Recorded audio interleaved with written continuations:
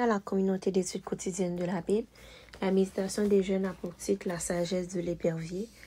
Est-ce par ton intelligence que l'épervier prend son vol et qu'il étend ses ailes vers le midi?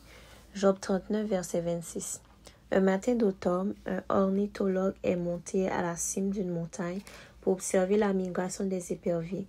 Quand ces oiseaux doivent s'envoler vers le sud pour l'hiver, ils volent le long d'une chaîne de montagnes pour profiter des courants ascendants produits par les irrégularités du terrain.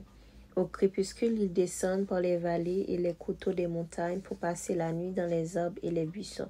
Tôt le matin, l'ornithologue a dû se rendre au sommet pour les voir se réveiller et partir.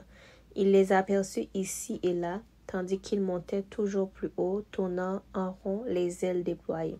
Bientôt, ils ont atteint la même hauteur que lui, mais il lui semblait qu'ils n'avaient pas bougé d'une plume.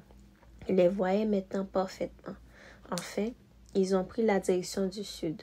Durant le vol, les éperviers peuvent atteindre une vitesse de 120 km/h.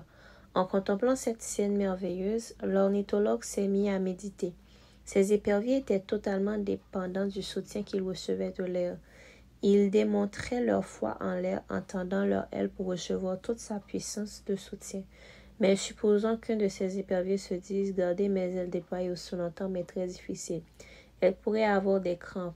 Et s'il décidait de les replier en un instant, les conséquences seraient immédiates.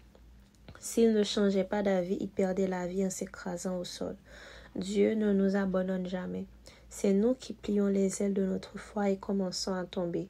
Au lieu de placer notre confiance en sa puissance, nous nous concentrons sur nos problèmes. C'est ce qui est arrivé à Pierre alors qu'il marchait sur la mer. Quand nous perdons Jésus de vue, les eaux qui avaient jusque-là un chemin sûr pour marcher deviennent notre tombe. Ce ne sont pas les circonstances qui ont changé, mais la main dans laquelle nous plaçons notre confiance. Mais tout n'est pas perdu. Aujourd'hui, tu peux crier « Seigneur, sauve-moi » Matthieu 14, verset 30 et déployer tes ailes. Le Seigneur étendra sa main pour t'aider et tu seras en sécurité. Veux-tu mettre ta confiance dans les mains du Sauveur aujourd'hui? C'était la méditation quotidienne des jeunes, la sagesse de l'épervier. Est-ce par ton intelligence que l'épervier prend son vol et qu'il étend ses ailes vers le midi? Job 39, verset 26. Merci d'avoir été avec nous à la communauté d'études quotidiennes de la Bible. Que Dieu vous bénisse. Au revoir.